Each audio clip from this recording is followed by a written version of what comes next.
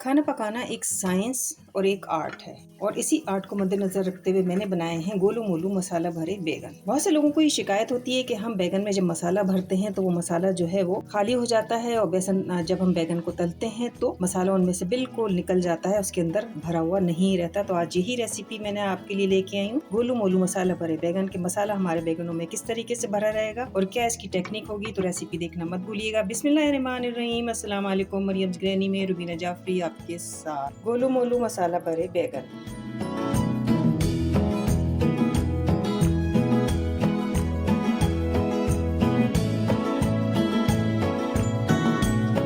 एक मसाला जो हमें तैयार करना है, 2 टेबल स्पून साबुत धनिया, 2 टेबल स्पून सफ़ेद ज़ीरा, 1 टीस्पून के करीब काली मिर्चें और तकरीबन 4 से 5 अदद बड़ी लाल मिर्च। एक पैन लेंगे, उसमें ये मसाला डालेंगे। मसाले को हमें जो है हल्का हल्का सा रोस्ट करना है। बहुत डार्क आप इसको रोस्ट नहीं कीजिएगा वरना मसाला जो है ना काला हो जाता है। तरह से बस हल्की सी, बस चुटर चुटर की सी आवाज़ आने लगे तो मसाला जो है वो हमारा गर्म है। अभी ये गर्म नहीं है, इसीलिए मैं हाथ से इसको आराम से कर रही हूँ। इसको रोस्ट करने के बाद चूल्हे को कर देंगे बंद और इसको हम उतार लेंगे एक प्लेट में। यहाँ पे हमने 2 टेबल स्पून बेसन लिया है और बेसन को भी हम रोस्ट कर लेंगे। बेसन जो है मसाले में डालेंगे और उसके बाद ये बेसन जो है वो डालने का मतलब ये होता है कि मसाला जो है ना वो बाइंड होने में बहुत आराम से हमारे बैगन के अंदर अच्छी तरीके से ये फिल हो जाता है और बैगन के अंदर जाकर ये भर जाता है ना, यानी बैगन से मसाला जो है वो गिरता नहीं है। ये बैगन के अंदर बाइंडिंग का काम देता है। जो मसाला मैंने अभी भुना था, साबुत मिर्च, साबुत धनिया, साबुत जीरा, तो ये बेसन जो है ना थोड़ा सा हम इसको भून के, इसको आपने बहुत ही थोड़ा सा लेना है, 3 टेबल स्पून आप ले लीजिए ज्यादा से ज्यादा, और मसाले के अंदर डाल के, तो मसाला जब हम पीस लेंगे तो उसके अंदर इसको हम डाल देंगे। तो ये बड़े ही शानदार खुशबू भी देगा एक बेसन की, और ये बेसन हमारे मसाले के साथ बैगन के अंदर भरने में बाइंडिंग का भी काम देगा। मसाले को मिक्सी जार में डालेंगे और इसको पीस लेंगे। मसाले को हम एक प्लेट में निकाल लेते हैं और यहाँ पे जो बेसन हमने रोस्ट किया था ये हम इसके अंदर डाल देंगे। बेसन को इसके अंदर मिक्स कर लेंगे।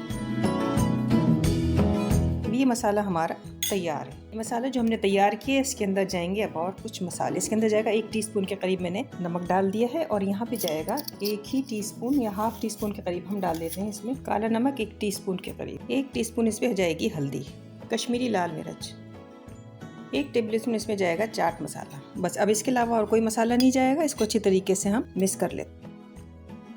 अब यहाँ पे मेरे पास हैं गोलू मोलू बैगन।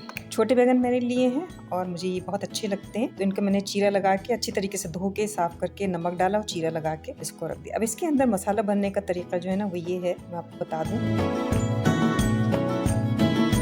इसको हम एक तरफ रखते हैं और यहाँ पे मसाला लेते हैं। अब हमें डालना है इसके अंदर मसाला, ठीक है। तो यहाँ पे ये तो आप ले लीजिए और इसमें ज़रा सा मसाला डालिए, इसको बंद कीजिए और इसको बस रख दीजिए। मसाला भर गया, लेकिन नहीं होता क्या है, शिकायत यही होती है ना कि हमारे जो बैगन है ना वो जब पकते हैं तो मसाले से खाली होते हैं। तो इसकी वजह ये है कि हम बस ऊपर ऊपर बैगन के अंदर मसाला जो है ना ऊपर ऊपर हम भर देते हैं। तो इसके लिए यहाँ पे चमची में भर के आप मसाला डालिए और इसको चमचे से आप इसके अंदर ठूसिए, अच्छी तरीके से आप इसके अंदर ठूसिए। जब आप इसको ठूसेंगे ना तो ये इसका मुंह जो है ना खुला रह जाएगा, ये इसकी निशानी है। तो ये मैंने जब चमचे से इसको मैं अंदर भर रही हूँ ना तो ये गिर भी रहा है और ये टूट भी रहा है। तो यहाँ पे ये जो मसाला लगा रह जाता है इस हिस्से पे, इसको हम साफ कर लेंगे टिश्यू पेपर की मदद से। तो छिलके के ऊपर जो है ना मसाला नहीं आना चाहिए, वरना ये होता है कि जब हम इनको तलते हैं तो मसाला जो है ना वो लग जाता है हमारे पैन में और सारा चिपक जाता है और बैगन हमारा जल जाता है। तो इसी तरीके से मैं सारे बैगन को कर लेती हूँ। चारों साइडों से जब आपने इसको काटा होता है ना तो आप चारों साइडों से इसके अंदर जो है वो मसाले को भरिए। ये है इसकी खास टेक्निक। बैगन में हमने मसाला भर लिया और इतनी सफाई से आप मसाला भरिएगा कि चारों तरफ अंदर चमचे से ठूस ठूस के भरिएगा और ऊपर से जो है ना मसाले को साफ कर लीजिए। मसाला जो बच गया है इसे ज़ाय नहीं करना, ये आगे हमारे काम आएगा। किस तरह से काम आएगा चलिए देखते रहिए। अब यहाँ पे हम थोड़ा सा ऑयल डाल देंगे, थोड़ा सा डालेंगे, ज़्यादा ऑयल हमें नहीं डालना बस। अच्छा, यहाँ पे फ्लेम जो है ना वो आप धीमी रखिएगा, बहुत ज़्यादा तेज़ आंच की पर नहीं। और ये बैगन इसके अंदर हम रख देंगे।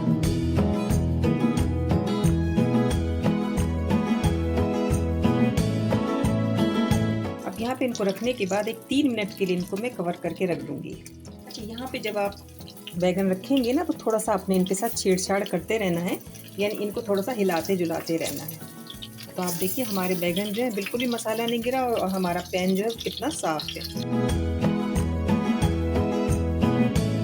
इसको आप इस तरीके से भी पलट सकते हैं। इसकी तेल उठाएं और इसको पलट दें। अगर ये गर्म नहीं है तो, लेकिन ये बहुत गर्म है तो इसकी तेल भी बहुत गर्म हो रही है।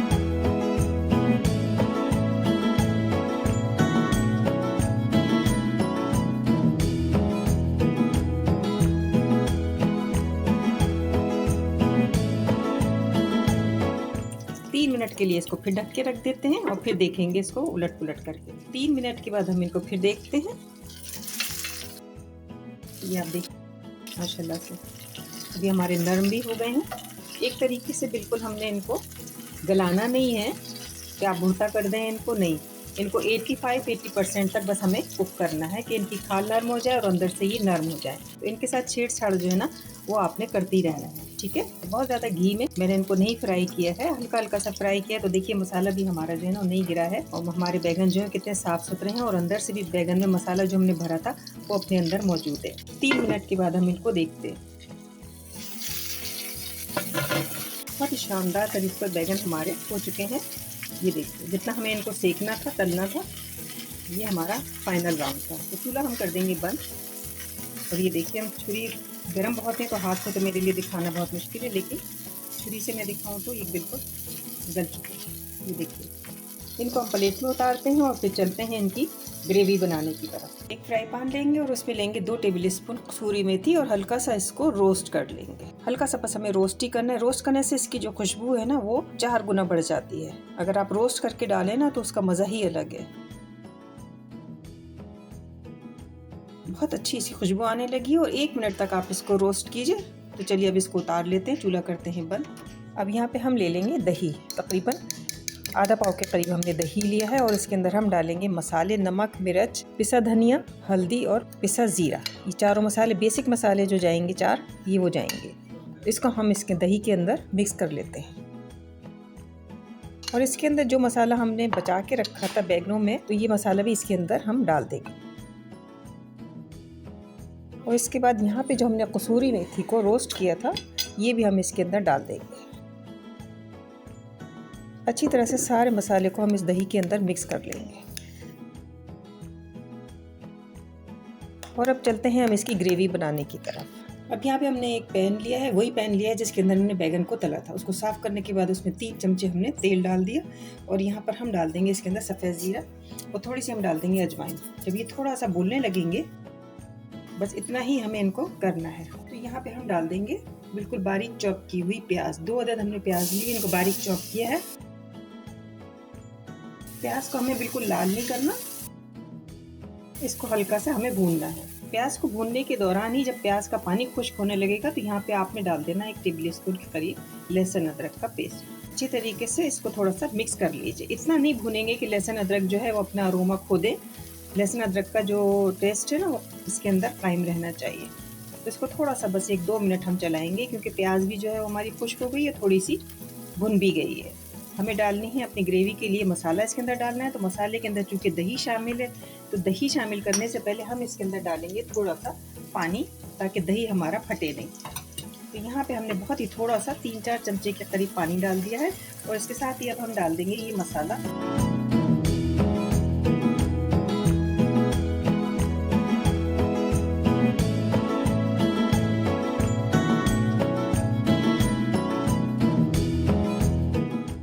नमक हमने बैगन के मसाले में भी डाला था और नमक हमने इसके अंदर भी डाला है, तो नमक जो है ना वो आप एहतियात से डालिएगा। बहुत ही शानदार मेथी की और मसाले की खुशबू जो है वो हमारी किचन में फैली हुई है और तकरीबन इसको भूनते हुए मुझे हो गए 5 से 7 मिनट। अब यहाँ पे मसाले को हमें उस वक्त तक भूनना है जब तक कि सारी तरी जो है ना वो ऊपर ना आ जाए। तो आप देख रहे हैं कि यहाँ पे सारी तरी ऊपर आ गई है और मुझे मसाला भूनते हुए तकरीबन हो गए 5 से 7 मिनट। तो यहाँ पे चूल्हा हम कर देंगे फ़ौरन हल्का, बिल्कुल हल्का कर। ये बैगन जो मैंने बनाए थे ये मैं आपको दिखा दूँ, ये एंगल ज़रा मुश्किल पड़ रहा है। तो ये बैगन जो कि हमने बनाए थे तकरीबन 85% 80 तक ये कुक हो चुके हैं और इनके अंदर मसाला भी आप देख लीजिए सारा मौजूद। तो अब यहाँ पे इन बैगनों को बड़ी ही हिफाजत, नफासत के साथ, प्यार के साथ ये गोलू मोलू जो है ना इनको आप इसमें अंदर रख दीजिए। ये हमारे गोलू मोलू बैगन हैं।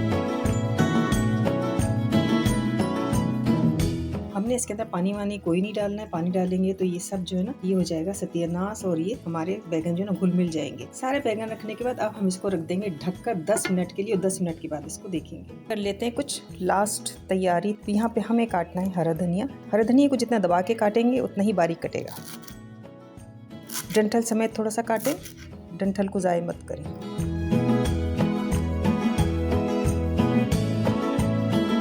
दो अदद लेंगे हरी मिर्च। अब ये 10 मिनट के बाद हम इसको देख लेते हैं। 10 से 12 मिनट हमें हुए हैं और जब हमने इसको ढक के रखा था तो दरमियान में हमने इसको थोड़ा सा इधर से उधर किया था, क्योंकि अगर अब बिल्कुल ही हम 10 मिनट के लिए दम पे छोड़ देंगे इसको तो इसके जलने का खतरा होगा। तो देखिए कितने शानदार ये बैगन हमारे हो गए हैं और ये मसाला भी जो है इनके अंदर भरा हुआ। ये देख लीजिए, अगर मैं आपको दिखाऊं मसाला इनके अंदर मौजूद है। तो यहाँ पे बैगन हमारे बहुत अच्छी तरीके से गल गए। शानदार हमारा गोलू मोलू मसाला बैगन बिल्कुल तैयार है। तो यहाँ पे थोड़ा सा हम कर देते हैं गार्निशिंग। तो ये जो हरा धनिया है ये थोड़ा सा हम डाल देंगे और इसके साथ ही यहाँ पे डाल देंगे कच्ची हरी मिर्च।